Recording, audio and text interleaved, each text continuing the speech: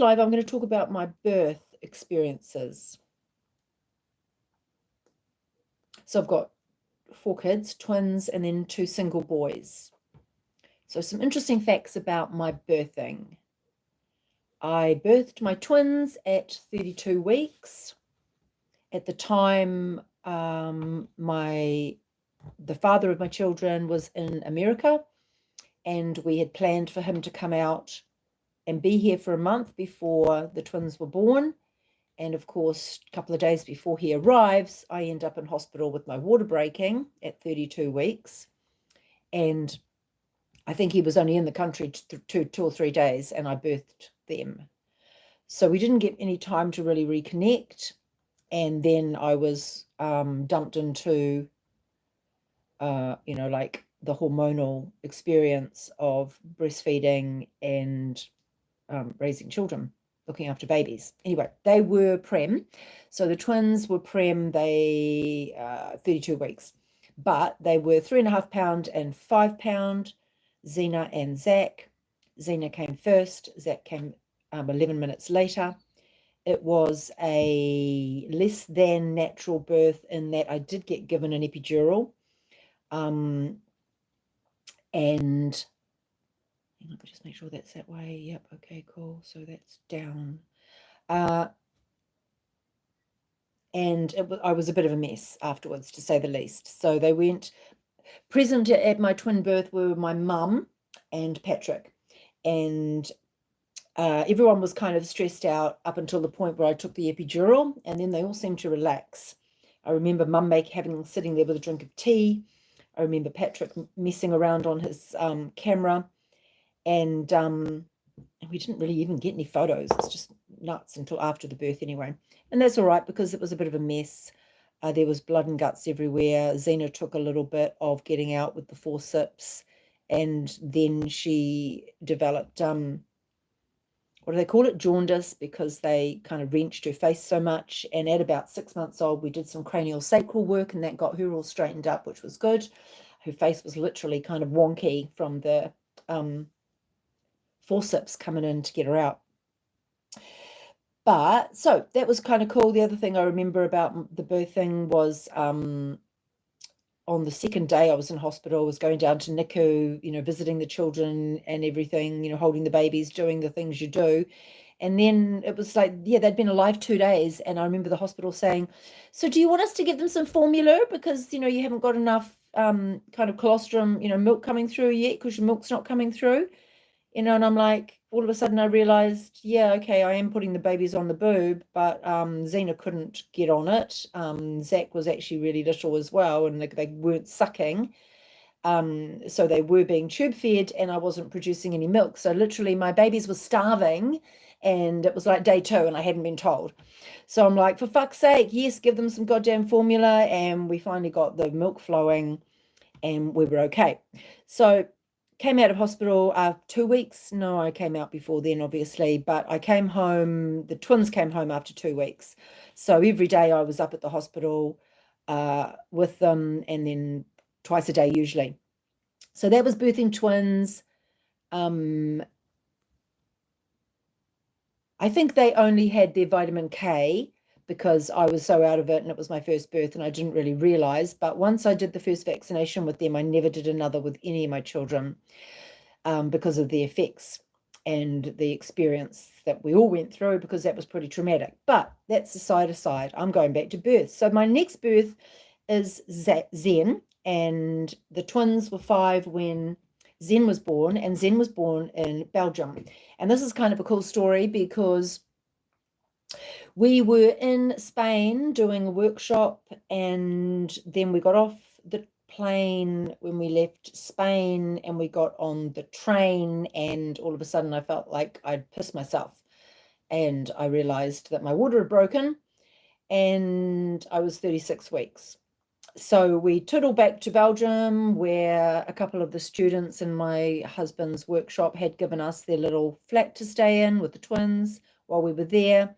And they even had hooked up a midwife for me called Isis, which all seemed, wonderful and perfect. after I realized I was pregnant with again, I was kind of like asking, I guess, for different things, for information, because I didn't really want to have the same sort of birth experience, didn't even really want to be in hospital again with birthing and all that kind of drama. So I remember being at a spiritual festival and we were having lunch, and I looked over and there was this book pointing towards me on the table where a lady was sitting, and it was called Sacred Birthing. And I went, I need that. And so had a chat to her, bought the book, walked away, opened it. When I opened the book, I opened it to the page where it was talking about lotus birth. Now, lotus birth is where you don't cut the cord. You don't cut the cord, don't cut the cord immediately. You just don't cut the cord. It eventually drops off after about 7 days, and it literally keeps mum and the baby and the placenta. You wrap the placenta, you wrap the baby with the placenta, and you fucking stay home. You don't go wandering around the mall, showing off babies and all that kind of drama. There we go. There's the little pink dress, which has got its little finished. Now I'll move on to the next one. So, okay, so I was water breaking on the train after getting off the plane from Spain, went back to Belgium and settled in. I think we called the midwife. She came over the next day. Actually, we didn't even call the midwife that quickly. We just carried on, and then the next day the midwife, realized I was in labor because we told her my water had broken, and that was considered okay, we need to move things on. So what happened was she came over, she put a what do you call it, Doppler thingy on me to get a testy thing to see if I was having contractions. I wasn't, and she said, if you don't get a contraction within the next hour, we will have to go to hospital. So here I am lying there going, I ain't going to fucking hospital. I'd already knew that much, right?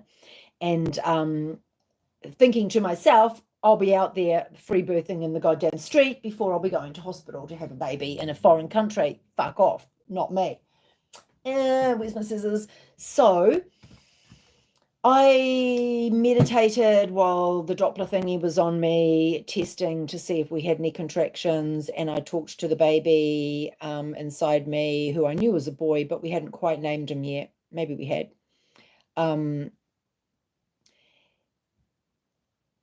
Just threading a needle. Hang on, focus. First time every time, and then it's the second time and the third time, and sometimes it's just so hard to get in. So with a few minutes later, after talking to the baby and saying, come on, if you want to go to hospital, if you want to go to the midwife center and do this properly, it's time to get it on. And we got one contraction. So officially I was in, and I was okay, and I didn't have to go to hospital, and she could take me to the midwife center, which was lovely. She had a nice birthing pool. The kids were in the other room upstairs. There was even a young girl watching them. And I had this beautiful space pool bed, rope hanging thing off the ceiling, which was quite great actually for movement, but it was all really quick. The midwife wanted to get things moving, so she put her hand up there and really ripped the placenta, not the placenta, but ripped things around a little bit, hurt actually, and kind of move things along, if you like. So then she went off and taught a fucking class in the other building. So I was actually in labor just with Patrick. We had to call her over because once I started contracting, that was it. 45 minutes later, that baby was out. Easy peasy. The thing I remember about the twins' drawings from that night, it was evening, wasn't it? Were that the pool was filled with blood. That was kind of cool. The water was all blood. So got that one out. Then quite successful. Yep, no problems. Birthing there, 45 minutes. Wow, easy. The next one, we were back in New Zealand. The youngest, Zan, who is now 18 and I really like this pink dress. This is really cute. I'm doing this one next. Oh my gosh, now I'm trying to figure out how these go together. These are so annoying and so kind of fiddly, and then it's like, which one is which? It's the fastener that I'm putting on the back of the dress. There, that's it. I'll leave it like that while I do those. So, where am I? We had plans. It was April, no, it was March. Of course, we were going by the whole 40-week blah blah thing for birthing, and so your dates are always wrong because I don't birth at that point. I birth at 36 weeks and 3 days. So both my boys, the one who was birthed in Belgium and the one who was birthed here, if you went back to how far along they were gestationally, I birthed them both on 36 weeks and 3 days. And I mean, you can't go down to, how much closer than that, can you? So, I mean, it was within the 24-hour period of both of those. It could have been at the same damn time. I don't know.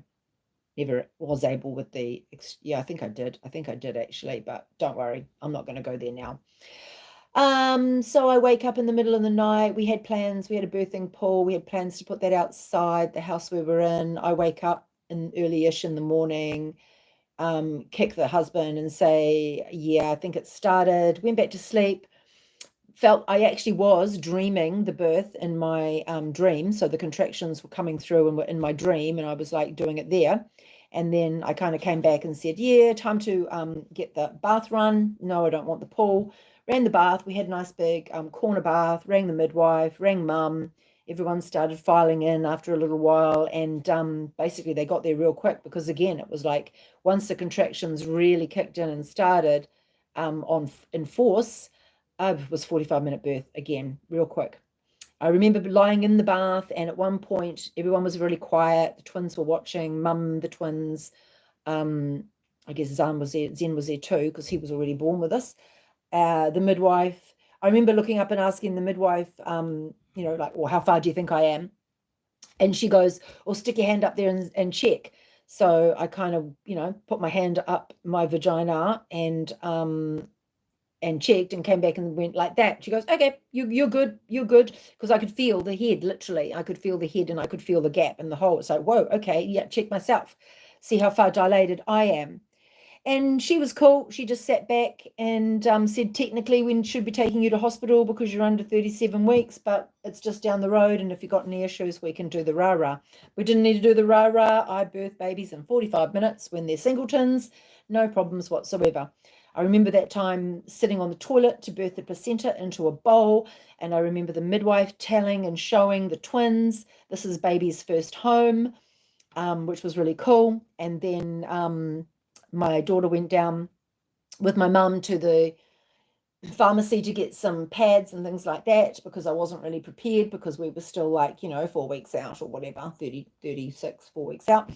And yeah, and my mother was horrified, or the lady at the pharmacy was horrified that this kid was talking about baby's first home and that it had just seen a placenta.